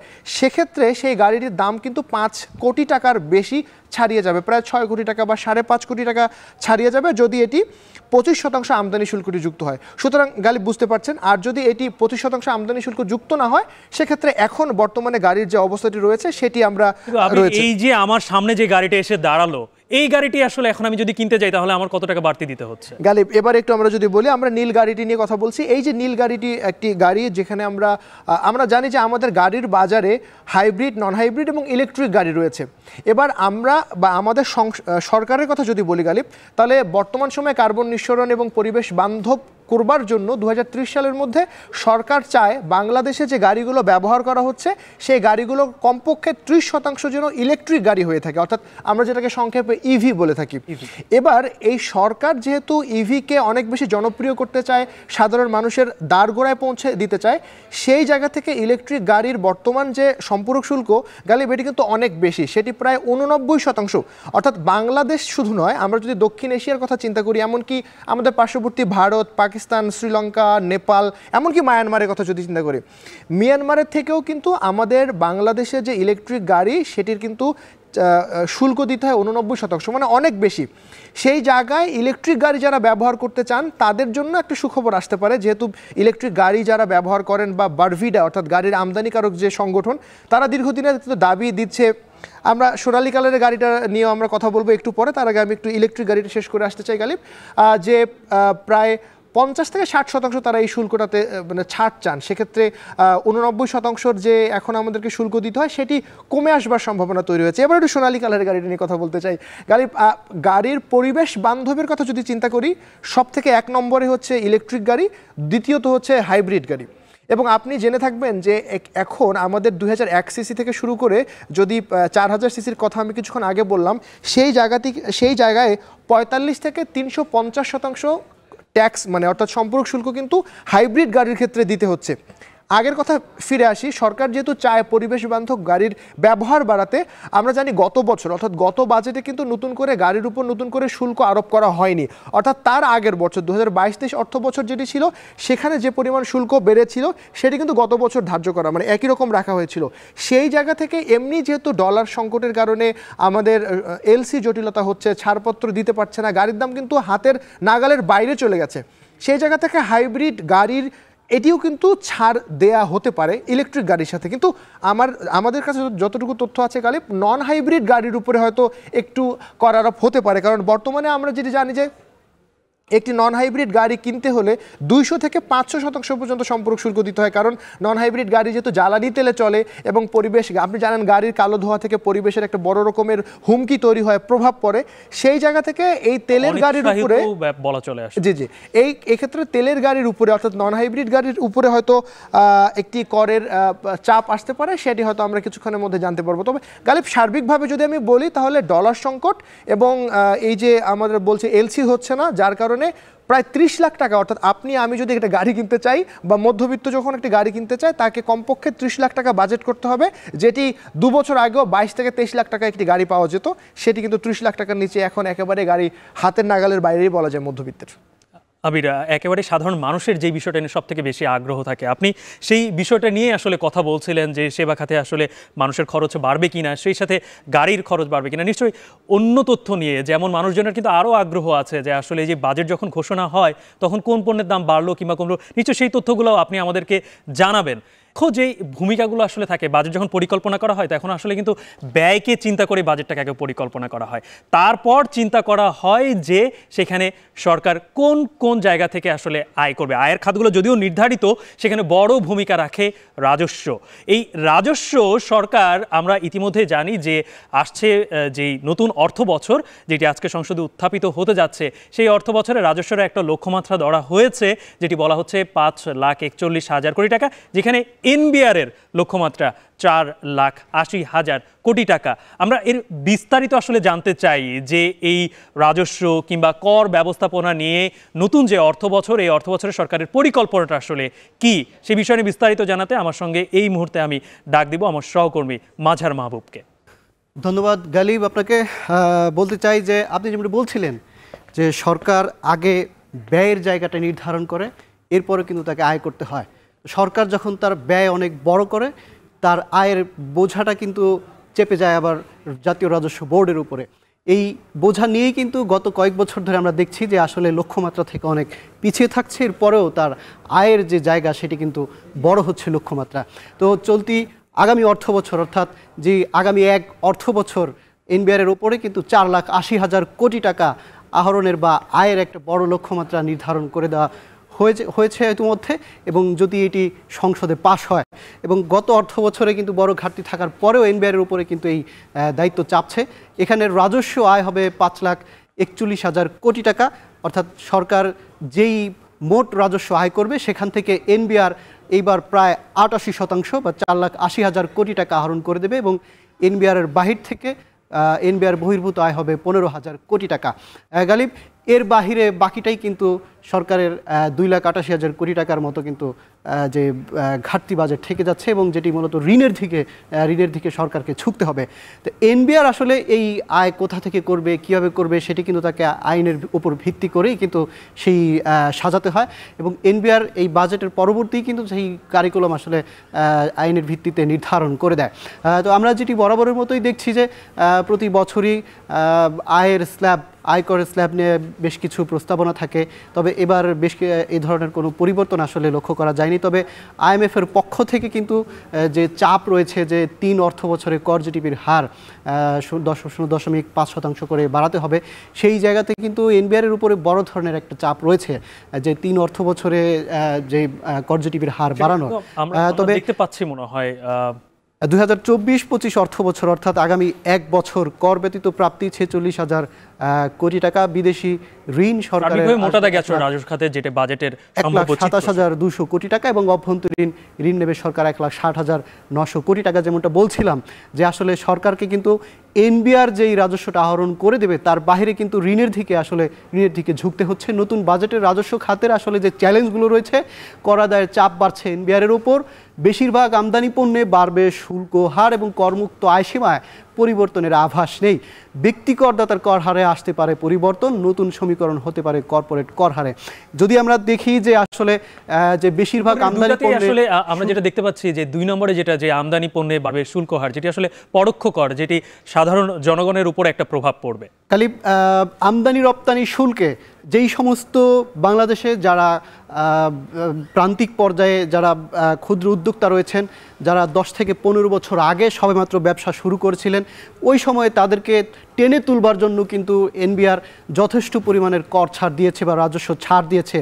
সেই জায়গা থেকে এখন ধীরে ধীরে যেই সমস্ত প্রতিষ্ঠানগুলো দাঁড়িয়েছে বা স্বাবলম্বী হয়েছে, তাদের জায়গা থেকে কিন্তু সরে আসার জন্য NBR চাচ্ছে এবং তাদের উপরে রাজস্ব বা আমদানি রপ্তানি শুল্ক বা কাঁচামাল আমদানির উপরে কিন্তু শুল্ক বসাতে চাচ্ছে। তো সেই জায়গাতে কিন্তু দামের উপর কিছুটা প্রভাব পড়বেই। আর NBR যে সমস্ত খাত থেকে মূলত এই পুরো রাজস্ব আহরণ করবে, আমরা যদি দেখি যে আয়কর থেকে 37%, আমদানি রপ্তানি শুল্ক থেকে কিন্তু তারা 26% এবং মূল্য সংযোজন কর বা ভ্যাট, প্রত্যেকটি পণ্যের উপরে আমরা যে ভ্যাট দেখি সেখান থেকে কিন্তু 37% তারা আহরণ করবে। অর্থাৎ আয়কর থেকে 1,70,000 কোটি টাকা এবং মূল্য সংযোজন কর বা ভ্যাট থেকে 1,70,000 কোটি টাকা, আর 26% আমদানি রপ্তানি শুল্ক থেকে, সেখান থেকে 1,26,000 কোটি টাকা তারা আহরণ করবে। গত 3-4 অর্থ বছরের দিকে যদি আমরা তাকাই, NBR-এর যে মূসক যে মূল্য সংযোজন কর আমদানি রপ্তানির জায়গা, সেখানে 28% পর্যন্ত ছিল, সেখান থেকে কিন্তু 2% কমে এসেছে। কারণ আমরা যদি দেখি যে NBR বারবারই বলছে যে আসলে আন্তর্জাতিক যে কাস্টমস যেই সংস্থা রয়েছে তাদেরও পরামর্শ, আসলে আমদানির ক্ষেত্রে যদি ব্যবসায়ীদেরকে কিছুটা ছাড় দেওয়া না হয় তাহলে সেই প্রভাব দেশীয় বাজারে পড়বে। এই কারণে কাঁচামাল আমদানির ক্ষেত্রে NBR কিন্তু এতদিন যেই পরিমাণের ছাড় দিয়ে আসছিল সেখান থেকে এখন কিছুটা সরে আসবার জন্য তারা পরিকল্পনা করছে।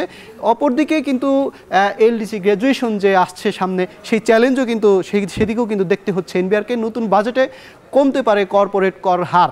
ব্যবসায়ীদের পক্ষ থেকে বারবারই কিন্তু এই দাবি জানানো হয়েছিল। পুঁজিবাজারে তালিকাভুক্ত নয় এমন কোম্পানির ক্ষেত্রে বিদ্যমান 27.50 বা 27.5% কর রয়েছে, সেখানে প্রস্তাবিত 25%। বারবার কিন্তু ব্যবসায়ীদের পক্ষ থেকে বলা হচ্ছে যে 25% করবার জন্য সেটি আমলে নেওয়া হতে পারে, সেই সম্ভাবনা রয়েছে। তালিকাভুক্ত কোম্পানিগুলোর তো এরকম একটা দাবি ছিল, আসলে সেই জায়গায় কোনো পরিবর্তন আসছে কিনা সেখানে তাদেরও আসলে বেশ দাবি ছিল, তবে এখনো পর্যন্ত সেই নীতিতে কিন্তু NBR স্পষ্টভাবে কিছু জানায়নি। তবে আসলে বাজেট প্রস্তাবের পরবর্তীতে আসলে বোঝা যাবে যে ব্যক্তি করদাতার ক্ষেত্রে যদি আমরা একটু দেখি যে 3.5 লাখ টাকা পর্যন্ত 2023-24 বা বিদায়ী অর্থ বছরে 3.5 লাখ টাকা যারা আয় করতেন তারা কিন্তু আয়কর দিতেন না। সেই জায়গাতে পরবর্তী 1 লাখ টাকার জন্য 5% ছিল, সেই 5%ই এই বছর কিন্তু বহাল থাকতে পারে। পরবর্তী 3 লাখ টাকার জন্য যেখানে 10% আয়কর ছিল সেখানে 10%ই থাকার সম্ভাবনা রয়েছে, এবং পরবর্তী 4 লাখের জন্য কিন্তু 15% সেটিও থাকার সম্ভাবনা রয়েছে, পরবর্তী 5 লাখের জন্য 20% সেটিও থাকার সম্ভাবনা রয়েছে। তবে অবশিষ্ট টাকার উপর কিন্তু 25% ছিল 2023-24 অর্থ বছরে, সেখানে 30% করার সম্ভাবনা রয়েছে। বলছিলাম যে আয়কর থেকে আসলে NBR বড় একটি অঙ্ক আহরণ করবে, সেদিকে যাচ্ছে ধীরে ধীরে। তারই অংশ হিসেবে কিন্তু 25 থেকে 30% যে স্ল্যাবটি করা হয়েছে। NBR কিন্তু IMF-এর যেই পরামর্শ ছিল যে 3.5 লাখ টাকা থেকে 5 লাখ টাকা সর্বনিম্ন করা এবং 5 লাখ থেকে 8 লাখ পর্যন্ত 10% করা, সেটি আমলে না নিলেও কিন্তু মাঝার যেটি আসলে মোটা দাগে আমার জানার আগ্রহ সেটি হচ্ছে যে এই যে প্রত্যক্ষ কর সেটি আসলে যারা মোটামুটি যারা আয় করেন, আপনি 3.5 লাখের কথা বললেন, উচ্চবিত্ত, নিম্নবিত্ত কিংবা মধ্যবিত্ত, আসলে কাদের উপরে এবারে চাপটা বেশি পড়তে পারে? কি তাদের উপরে গালিব যদি বলতে হয় যে যারা মূলত চাকরিজীবী বা ব্যাংকিং মাধ্যমে যারা তাদের বেতন নেন প্রতিষ্ঠান থেকে, বা যেই সমস্ত ব্যবসায়ীরা ব্যাংকিং লেনদেনের আওতার মধ্যে চলে এসেছেন, তারা আসলে খুব বেশি একটা লেনদেনের ক্ষেত্রে এনবিআরের কাছে তথ্য যাচ্ছে এবং সেখান থেকে তাদেরকে কিন্তু আয়কর দিতে হচ্ছেই। তবে এর বাহিরে ব্যাংকিং লেনদেনের বাহিরে হাতে সরাসরি যেই টাকা নড়াচড়া হচ্ছে সেখান থেকে হয়তো আয়করের জায়গা থেকে বড় ফাঁকি দেওয়ার সুযোগ রয়েছে। এছাড়া যেই সমস্ত ব্যবসায়ী বা ব্যক্তি যারা হাতে বেতন নিচ্ছেন বা যারা এখনও পর্যন্ত ইএফডি বাস্তবায়ন হয়নি, যেই সমস্ত ক্ষেত্রতে যারা এখনও পর্যন্ত ব্যাংকিং লেনদেনে ব্যাংকিং মাধ্যমে অর্থ লেনদেন করছেন না, সেখানে বড় একটি জায়গায় রয়ে গেছে। কিন্তু সেইখানে আসলে এনবিআরের যে করের যে জালের যে বিস্তর, সেই বিস্তর এখনও ঘটানো কিন্তু সম্ভব হয়নি। এই কারণে প্রতি বছর আমরা যারা দেখি যে মূলত যারা চাকরিজীবী ব্যাংকিং সেক্টরের মাধ্যমে যাদের বেতন পরিশোধ করা হয়, ঘুরে ফিরে তাদের ওপরেই আসলে আয়করের যেই বোঝাটা সেটি কিন্তু চেপে যাচ্ছে। এটি আসলে তখনই বোঝা হয় যখন একজন দিচ্ছেন না, আরেকজন দিচ্ছেন, তার উপরে কিন্তু তার দায় গিয়ে চাপছে। প্রতি বছরই যাদের বেতন বাড়ছে, কারণ প্রত্যেকেরই কিন্তু ট্যাক্স আইডেন্টিফিকেশন নাম্বার 1 কোটির ওপরে কিন্তু এনবিআরের কাছে রয়েছে, সেখানে প্রতি বছরই কিন্তু মূলত চাকরিজীবীর জায়গা থেকে কিন্তু ব্যক্তি করদাতা বা প্রত্যক্ষ করদাতা উঠে আসছে।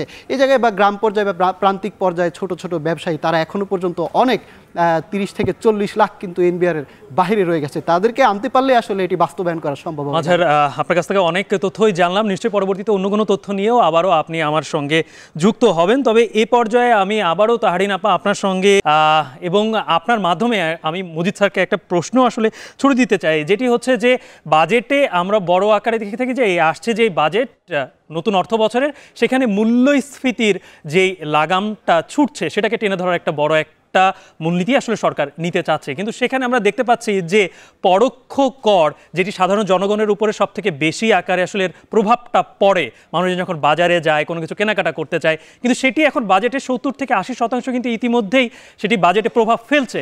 কিন্তু প্রত্যক্ষ কর বাড়ানোর ক্ষেত্রে এনবিআরের আসলে কি ধরনের নতুন নতুন পদক্ষেপ আসলে নেওয়া উচিত, যেটি আসলে বাজেটকে আরো সমৃদ্ধ করতে পারে? ধন্যবাদ গালিব। শুনছিলাম গালিব মজিদ স্যারের উদ্দেশ্যে একটি প্রশ্ন ছুড়েছে, সেটি হচ্ছে যে মূলত এই পরোক্ষ করের উপরে তো বেশি বোঝাটি চাপানো হয়, প্রত্যক্ষ কর বাড়ানোর জন্য আসলে নতুন নতুন কি কি পদ্ধতি সরকার গ্রহণ করতে পারে? ধন্যবাদ। গালিব বিগত আগের 2-3 শতাব্দীতে খুব ভালো কবিতা লিখতেন এবং সেই জন্য তিনি খুব আমাদের দেশে খুব পরিচিত আর কি। কিন্তু এখানে আপনার পুরো উপস্থাপনার মধ্যে কিন্তু আমরা কিন্তু খুব বোধ করতে চাই যে কথা সবই তো আলোচনা হয়েই গেল বা বলছেন ওনারা। তো এখানে আর প্রত্যক্ষ কর বাড়াবার ব্যাপারে তো এটা বহুকাল আগের থেকেই বলা হচ্ছে যে প্রত্যক্ষ কর ব্যক্তির কর, এটা যার আয় আছে তার কাছ থেকে নেওয়ার কথা ডাইরেক্ট, এবং সে নিজে সরাসরি জমা দেয়, এর ইফেক্টটা তার উপরই পড়ে। সেই ব্যক্তি করকে যদি উপেক্ষা করা হয়, মানে ব্যক্তির কাছ থেকে না নিয়ে আমি যদি ওই বিভিন্ন জায়গায় এআইটি বলি, এটা বলি, সেটা বলি, এই যে শুল্ক টেলিফোনের এটা ওটা সব করি, সবই তো পরোক্ষ কর। এমনকি 2023 সালে যে আয়কর আইনটিও পাশ করা হয়েছে, সেখানেও কিন্তু মনে করা হয়েছে যে, আমি খুব দুঃখের সাথে বলছি, মনে করা হয়েছে যে প্রত্যক্ষ কর না হয়ে এটা পরোক্ষ করমুখী হয়ে গেছে। অর্থাৎ যাই কিছু করি, আমি বন্দরে নেই, নেই, সবই তো পরোক্ষের উপরে। VAT touches everybody but tax does not. যার তা সুতরাং ব্যক্তির উপরে ব্যক্তিকে করের আওতায় এনে তার কাছ থেকে নিতে হবে। না নিলে এই অর্থনীতিতে যে বৈষম্যটা তৈরি হয়ে আছে, এই যে কর জিডিপি রেশিওকে উন্নত করা যাচ্ছে না, এর অন্যতম কারণ যে প্রত্যক্ষ করকে উপেক্ষা করা হচ্ছে। আমি মনে করি ইনডাইরেক্টলি বলা হচ্ছে কর দিতে এসো না, অনেক সুযোগ দেওয়া হবে পরে। এই ধরনের একটা মনোভাব বা দৃষ্টিভঙ্গি যদি প্রকাশিত হয়, তাহলে তো মানুষ প্রত্যক্ষ কর দেবে না বা তার ব্যবস্থা করা যাবে না। বরং আমার এনবিআরের লোকবল সব ব্যয়িত হচ্ছে ওই ভ্যাটের নিয়ে, এবং সবচেয়ে বড় বেশি ব্যয় হচ্ছে এআইটি নেওয়া। এআইটি মানে কি, ওখানে ওর কোনো পরিশ্রম লাগে না, ও ব্যাংকে বলে দিয়েছি, ও কেটে নেবে, ও ওখানে কেটে নেবে, ও বসে বসে ওইটা পাচ্ছে, ওইটার উপরে বেশি তার লক্ষ্য, ওই যে 10% বা 20%, এবং নিয়ে বলছে এটাই ফাইনাল, কখনো অথবা অটোমেটিক্যালি হয়েও যাচ্ছে।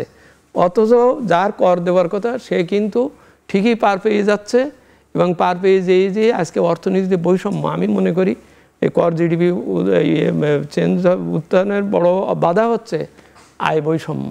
আচ্ছা, ধন্যবাদ ডক্টর মজিদ। এবার আসবো ফারুক মইনুদ্দিনের তার আগে আমি একটু সাপ্লিমেন্ট করি, সেটা হচ্ছে যে শুধু করের কথা আমরা কেন বলছি, আয় বাড়ানো তো আসল উদ্দেশ্য, কর হোক কিংবা যে কোনোভাবে হোক। সরকারি প্রতিষ্ঠানগুলোর যে অদক্ষতা, এগুলোর কথা আমরা কিন্তু ভুলে যাচ্ছি। আমাদের যে স্টেট ওন্ড এন্টারপ্রাইজেস আছে, আমরা যদি তাদের কাছ থেকে কি পরিমাণ আয় সরকার এখানে যুক্ত করছে আমাদের টোটাল ইনকামের মধ্যে, যতগুলো সরকারি প্রতিষ্ঠান আছে তাদের টোটাল অ্যাসেট হচ্ছে জিডিপির 17%, 17% তাদের অ্যাসেটের জিডিপির 17% অ্যাসেট সাইজ। আর তাদের থেকে আয় যদি আমরা ধরি, সেটা হচ্ছে জিডিপির 0.06%, মানে 1%-এরও কম, 0.5%। এখন কথা হচ্ছে আমরা শুধু জনগণের করের উপরে চাপানোর চেষ্টাই করছি, কিন্তু ওই যে স্টেট ওন্ড এন্টারপ্রাইজগুলো তাদের অদক্ষতার জন্য যে ভর্তুকি আমরা দিচ্ছি কিংবা খেয়ে ফেলছে পুরো ইনকাম সরকারি, সেটা কথা আমরা কিন্তু ভাবছি না। 17% যেখানে অ্যাসেট সাইজ, সেখানে আমরা 5-6% আমরা জিডিপি দিতে পারি না। তাই সেই অদক্ষতাগুলো দূর করার জন্য এবং সেগুলোকে প্রফিটেবলি ইনকাম সরকারকে দেওয়ার মতো ব্যবস্থা কখনো বলছে না কিন্তু আমরা। ধন্যবাদ। আমার একটি প্রশ্ন, এটা আমি ব্যক্তিগতভাবে আমার গত মাসে ট্রিগার করেছিল, সেটা হচ্ছে যে মার্জার, ব্যাংকের যে মার্জার। আমরা দেখছি যে ব্যাংকিং ব্যবস্থার দেউলিয়া যখন হয়ে যাচ্ছে, দুর্বল ব্যাংকগুলোকে সবল ব্যাংক নিয়ে নিচ্ছে। আমি যদি বিষয়টির সাথে খুব বেশি পরিচিত নেই, আমাদের দেশে ওটা মোটামুটি নতুন, আমার মনে হচ্ছিল যে আসলে এই সবল ব্যাংকগুলো যখন দুর্বল ব্যাংকগুলোকে নিয়ে যাচ্ছে, দুর্বল ব্যাংকের অবশ্যই এনপিএল এবং ঋণ খেলা, লোন ডিফল্ট, সেগুলোর পরিমাণটি বেশি। আপনার অভিজ্ঞতার আলোকে যদি আপনি একটু বলেন যে সবল ব্যাংক কিভাবে আসলে দুর্বল ব্যাংকগুলোকে নিবে এবং তারা নিজেরাও নাকি তাদের শক্তিকে আরো কমিয়ে ফেলে ওই ম্যানেজমেন্ট। এটা নিয়ে অনেক আলাপ হয়েছে এবং ইনফ্যাক্ট মার্জার তো আসলে সৃষ্টি ছাড়া কোনো বিষয় নেই, এটা খুবই কমন একটা প্র্যাকটিস স্ট্র্যাটেজিক হিসাবে, ডিসিশন হিসাবে। কারণ মার্জারে হয় আপনার বেশি প্রফিটের জন্য টু বিকাম মোর স্ট্রং, তাই তো? কিন্তু আমাদের দেশে যেটা হচ্ছিল ঠিক উল্টা কাজটা হচ্ছিল, সেটা হচ্ছে যে কোনো দুর্বল প্রতিষ্ঠান তার সদদক্ষতা, দুর্নীতি সত্ত্বেও তাকে একটা সবল ব্যাংকের ঘাড়ে চাপানো হবে। শুধু তাই নয়, ওই যে যাদের কারণে এই দুর্বল হয়ে গেল, তাদের কোনো জবাবদিহিতা নেই, এবং তারা কিন্তু ফিরে আসতে পারবে বোর্ডে, এবং সবল ব্যাংকের বোর্ডে তারা চলে আসতে পারবে। তো এইসব জিনিসগুলো খুব সৃষ্টি ছাড়া ছিল। সেই কারণে আমার মনে হয়, আমি খুব খুশি যে একটা ভালো সিদ্ধান্ত হয়েছে, যে আপাতত এটা থেকে সরে আসা হয়েছে, এই যে সিদ্ধান্তটা থেকে। এটা তার মানে দুর্বল ব্যাংকগুলোর গভর্নিং ডিরেক্টর, মানে বোর্ড অফ ডিরেক্টরসে কেউ কি সবল ব্যাংকের ডিরেক্টলি ওই বডিতে থাকতে পারবেন না বা এরকম কিছু? না, এখন তো পারবেন, 5 বছর পরে তার ফেরত আসতে পারবে। কিন্তু তাদের কারণে যে ব্যাংকগুলো এরকম অবস্থা হয়েছে, তাদের জবাবদিহি তো হচ্ছেই না, শাস্তি তো হবেই না, তারা কিন্তু ফেরত আসতে পারবেন সদম্ভে, সগর্বে ফেরত আসতে পারবেন, আমি আবার বোর্ডে আসলাম। এইটাকে হয়, মানে এটাই আমি চিন্তা করছিলাম যে আসলে আমাদের যে মেইন কনসার্ন এনপিএল গুলোকে কমানো, দুর্বল ব্যাংকগুলোর, সেটা কি আদৌ এই ইমিডিয়েটলি সেটা সম্ভব? না, এটা তো এই যে প্রতি বছর বাজেটে একটা কথা থাকে, এগুলো বলছে ব্যাংকিং রিফর্ম হবে, সেক্টর অনেক কথা বলেছে না, বাজেট, আমি যেহেতু বাজেট নির্ভর আলোচনা তাই কথাগুলো বলছি। এই কথাগুলো হয় প্রতি বছরই, কিন্তু আসলে হচ্ছে না। এই যে রিসেন্টলি ব্যাংকিং কোম্পানি আইনের একটু সংশোধন হলো, ইচ্ছাকৃত খেলাপিটালিপের অনেক বিষয়, এগুলো যে খুব হোল হার্টেড বলে আমার মনে হয় না। এগুলো একটু হাফ হার্টেডলি করা হয়, একটু অনিচ্ছা সত্ত্বেও করা হয় বলে মনে হয়। কারণ হোল হার্টেডলি করলে এগুলোর মধ্যে অনেকগুলো যেসব গ্যাপস কিংবা যেসব দুর্বলতা আছে, সেগুলো কিন্তু থাকতো না। এর মধ্যে অনেকগুলো কিন্তু দুর্বলতাও থাকে এইসব আইন প্রণয়নের ক্ষেত্রে। সেই ক্ষেত্রে কারণ কথা হচ্ছে যে আইন প্রণয়নগুলো হচ্ছে এবং এগুলো বাধা দেয় হচ্ছে মানে স্বার্থ সংশ্লিষ্ট গোষ্ঠী, হ্যাঁ, ভেস্টেড ইন্টারেস্ট গ্রুপ আছে না, তারা কিন্তু এগুলো সবসময় বাধা দেওয়ার চেষ্টা করে, এবং তাদের বাধার কারণে সবসময় কিন্তু যে আইনগুলো যেরকম হওয়া উচিত সেইভাবে ঠিক প্রণীত হতে পারে না। তার মধ্যে কিছু জিনিস থাকে এবং ইচ্ছাকৃত, এবং এই যে রিসেন্টলি এই যে আইন যখন পাস হয়, তখন একটা জিনিস দেখবেন যে আগে ছিল একটা গ্রুপের মধ্যে যদি কোনো একটি প্রতিষ্ঠান খেলাপি হয়, তাহলে পুরো গ্রুপ খেলাপি হবে। এই আইনটা যখন করা হয়, তখন বলছে না, ওই যদি গ্রুপের মধ্যে ওই একটি প্রতিষ্ঠান খেলাপি হয়, বাকিরা কিন্তু খেলাপি বিবেচিত হবে না, তারা ঋণ পেতে থাকবেন। এটা কিন্তু ঢুকানো হয়েছে পরে, এবং এটা বোঝা যায় যে কোনো একটা ভেস্টেড ইন্টারেস্ট গ্রুপ এটা ঢুকিয়েছেন ওখানের ভিতরে। সুতরাং এটা তখন আর নিরপেক্ষভাবে আইন প্রণয়ন করা সম্ভব হয় না। আচ্ছা, ধন্যবাদ ফারুক মইনুদ্দিন, ধন্যবাদ ডক্টর আব্দুল মজিদ, আপনাদেরকে অসংখ্য ধন্যবাদ আমাদের সাথে যুক্ত হওয়ার জন্য। আমরা এই পর্যায়ে এই অধিবেশনের সমাপ্তি ঘোষণা করছি, আমরা চলে যাচ্ছি স্টুডিওতে। গারিন আপা, আমরা শুনছিলাম আপনাদের আলোচনা, টানা চতুর্থ মেয়াদে ক্ষমতায় থাকা আওয়ামী লীগের দ্বাদশ জাতীয় সংসদের প্রথম বাজেটটা হচ্ছে আজ উপস্থাপন হতে যাচ্ছে এবং সেটি অর্থমন্ত্রী আবুল হাসান মাহমুদ আলী আর কিছুক্ষণ পরেই উপস্থাপন করবেন। আমরা এই আনুষ্ঠানিকতার সবশেষ তথ্যটা জানতে চাই। আমাদের সঙ্গে ইতিমধ্যে যুক্ত হয়ে গেছেন আমার সহকর্মী বেলায়েত হোসেন। বেলায়েত, যেটা বলছিলাম যে ঘড়ির কাঁটা কিন্তু আর বেশিক্ষণ বলছে না, আর কিছুক্ষণ পরেই হয়তো এই বাজেট উপস্থাপন সংসদে শুরু হবে। সর্বশেষ যে আনুষ্ঠানিকতা কি দেখছেন?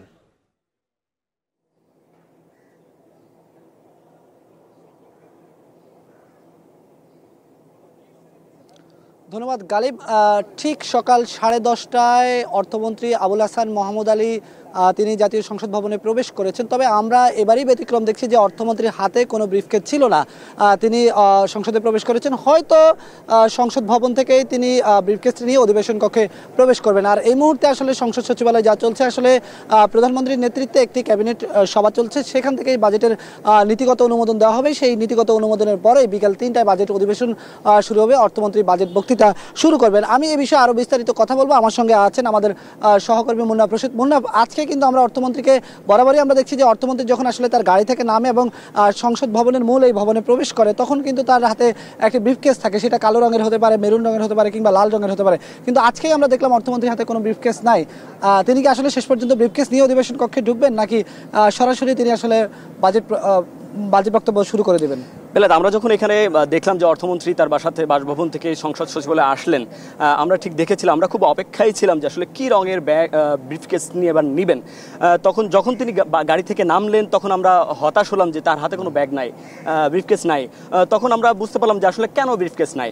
এর পরবর্তীতে আমরা আপনার একটু তথ্য জানিয়ে রাখতে চাই যে এই অর্থমন্ত্রীর কিন্তু তার একটি কার্যালয় রয়েছে সংসদ সচিবালয়ের মধ্যে, এবং সেখানে কিন্তু তিনি তার প্রবেশ করার কথা ছিল কিন্তু ঠিক 11টার কিছুক্ষণ আগে, কিন্তু তিনি আরও আগে সংসদ সচিবালয়ে প্রবেশ করেছেন।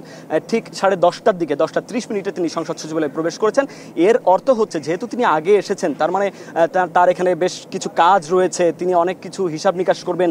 যেহেতু পুরো দেশ তার দিকে তাকিয়ে রয়েছে, পুরো দেশ বলা যাবে না, দেশের বাইরেও বিভিন্ন যে সংস্থাগুলো রয়েছে, অন্যান্য সংস্থাগুলো রয়েছে, তারাও কিন্তু এই বাজেটের দিকে তাকিয়ে রয়েছে। সুতরাং এই যে ব্রিফকেস নিয়ে না গেলেও যতটুকু ধারণা করা হচ্ছে যে তার কার্যালয়ে কিন্তু ব্রিফকেস রয়েছে, এবং সেই ব্রিফকেস নিয়ে কিন্তু তিনি সংসদে প্রবেশ করবেন এবং বাজেট উপস্থাপন করবেন। এই ব্রিফকেসের মধ্যে যে নথিগুলো থাকে, বিশেষ করে গোপনীয়তার কারণে যে ব্রিফকেসটি ব্যবহার করা হয়, এই ব্রিফকেসে যে বাজেটের নথি থাকবে, সেই নথি কিন্তু তিনি বাজেটের অধিবেশনে উপস্থাপন করবেন। সেই নথিতে আসলে কি ধরনের বাজেট রয়েছে, বেলায়েত, আপনার কাছে একটু জানতে চাই, কোন খাতে কী রকম বাজেট তিনি পেশ করবেন? ধন্যবাদ মুন্নাফ। আপনি যেমনটা বলছিলেন যে ব্রিফকেসটি আসলে তিনি নিয়ে প্রবেশ করেননি, হয়তো তার কার্যালয় থেকে তিনি অধিবেশন কক্ষে ব্রিফকেস নিয়েই কিন্তু বের হবেন। প্রধানমন্ত্রীর সাথেই কিন্তু, যেটি বরাবরই রেওয়াজ, প্রধানমন্ত্রী তাকে সাথে নিয়ে সংসদ অধিবেশন কক্ষে প্রবেশ করবেন, এবং এখন ক্যাবিনেট সভা চলছে।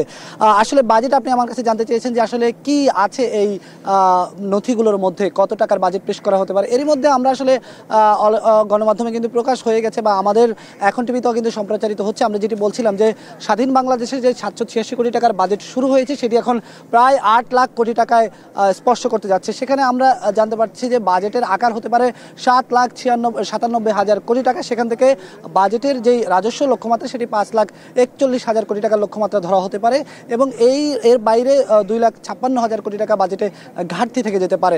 সেই ঘাটতির জন্য সরকার বৈদেশিক ঋণ নেবে, নিট ঋণ, যেটি 90,700 কোটি টাকার মতো ঋণ নেবে, এবং দেশীয় উৎস থেকে, অভ্যন্তরীণ উৎস থেকে ঋণ নেবে 1,60,000 কোটি টাকা, এবং বৈদেশিক থেকে 90,000 কোটি টাকা। তো এর বাইরে যদি বাজেটের যে মূল টাকার যে ব্যয়ের কথা যদি বলি, যে এই যে 7,97,000 কোটি টাকা, এটি আসলে কিভাবে ব্যয়ের পরিকল্পনাটি আসলে সাজানো হয়েছে, সেটি যদি আপনাকে একটু জানাই, তাহলে বলা যায় যে আসলে মোটা দাগে পরিচালন ব্যয়ের জন্য আসলে রাখা হয়েছে 5 লক্ষ কোটি টাকার উপরে, আর 2,81,000 কোটি টাকা আসলে উন্নয়ন ব্যয়ের জন্য রাখা হয়েছে। এর মধ্যে 2,65,000 কোটি টাকায় বার্ষিক উন্নয়ন কর্মসূচির জন্য রাখা হচ্ছে। সব মিলিয়ে বাজেট এভাবেই চলবে, এবং এই তথ্যগুলো নিয়ে কিন্তু অর্থমন্ত্রী সংসদ সচিবালয়ে তিনি প্রবেশ করেছেন, এবং অধিবেশন কক্ষে গিয়ে তিনি বাজেট বক্তৃতায় শুরু করবেন। আপনাকে একটু বলে রাখতে, আপনার কাছে একটু জানতে চাই যে আসলে এই যে বাজেট বক্তৃতায় তিনি আসলে নানা ধরনের কথা বলবেন, কর আরোপের কথা বলবেন, এবং কোনো পণ্যে শুল্ক দিবেন, বিশেষ করে শিল্প কারখানাগুলোতে কী ধরনের বার্তা থাকছে সেইটা নিয়ে কথা বলবেন। একটু বলতে চাই যে IMF এর যেই ঋণ আমাদেরকে দিচ্ছে, সেই ঋণের কারণে কিছু শর্তের বেড়াজালে কিন্তু আমরা আছি। সেই শর্তের প্রভাব কতটা এই বাজেটকে আসলে প্রভাবিত করবে? বেলাত, আপনাকে প্রথমে একটু জানিয়ে রাখতে চাই যে IMF কিন্তু শুরু থেকেই যখন বাংলাদেশকে ঋণ দিয়েছে তখন থেকে কিন্তু নানা ধরনের সংস্কারের কথা বলা হচ্ছে, আর্থিক সংস্কারের কথা বলা হচ্ছে, ব্যাংক খাতে সংস্কারের কথা বলা হচ্ছে।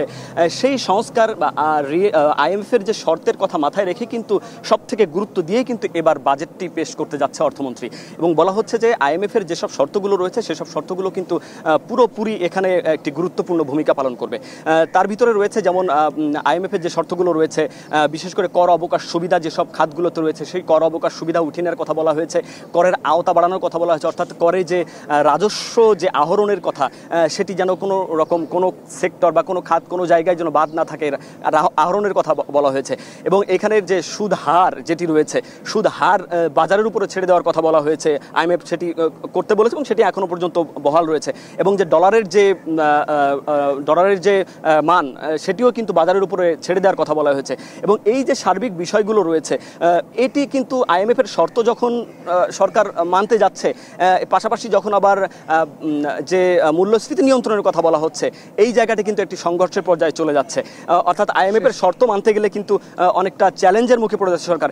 সেই জায়গা থেকে আপনার কাছে আসলে জানছিলাম যে IMF এর শর্তের কিছুটা প্রভাব আসলে এই বাজেটের উপর পড়তে যাচ্ছে, এবং সেটাই আসলে আমরা দেখব বিকাল 3টা যখন বাজেট বক্তৃতা দিবেন অর্থমন্ত্রী, সেখানে আসলে কি বিষয় আছে। আসলে আমরা কথা বলছিলাম যে জাতীয় সংসদে বাজেট বক্তৃতায় কি কি বিষয় থাকছে। একটু এখন পর্যন্ত আমাদের হাতে যতটুকু তথ্য আছে, আমরা আসলে যতটুকু জেনেছি যে আসলে বাজেটে এবার যেই জিডিপির প্রবৃদ্ধির লক্ষ্যমাত্রা নির্ধারণ করা হতে পারে সেটি আমরা এখন পর্যন্ত জেনেছি যে 6.75%। আর আমরা যতটুকু জেনেছি যে আসলে যে গত চলমান অর্থবছর থেকে 90,000 কোটি টাকা বাড়িয়ে প্রায় 55,97,000 কোটি টাকা এই জিডিপির লক্ষ্যমাত্রা কিন্তু নির্ধারণ করা হতে পারে। আমরা অপেক্ষা করছি বাজেট প্রস্তাবনা পেশ করার, কখন অর্থমন্ত্রী প্রস্তাবনা পেশ করবে এবং বাজেটের আদ্য অতিপন্ত বিস্তারিত আমরা আপনার মাধ্যমে জানিয়ে দেওয়ার চেষ্টা করবে। এই ছিল আমাদের কাছে জাতীয় সংসদ সচিবালয় থেকে।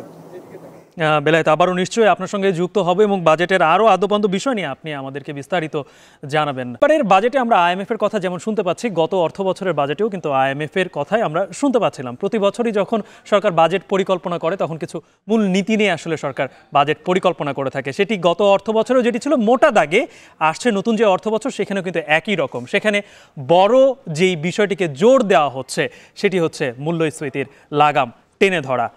দর্শক, এই বাজেট 2024-25-এর আলোচনা পরের ঘন্টায় আপনাদের সঙ্গে থাকবেন আমার সহকর্মী তন্ময় কুমার রায়। আমি তাকে ডেকে নিতে চাই স্টুডিওতে।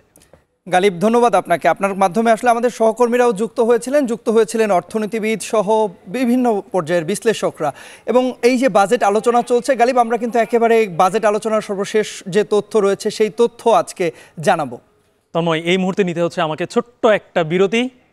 ফিরে আসবো একটু পর, আমাদের সঙ্গেই থাকুন।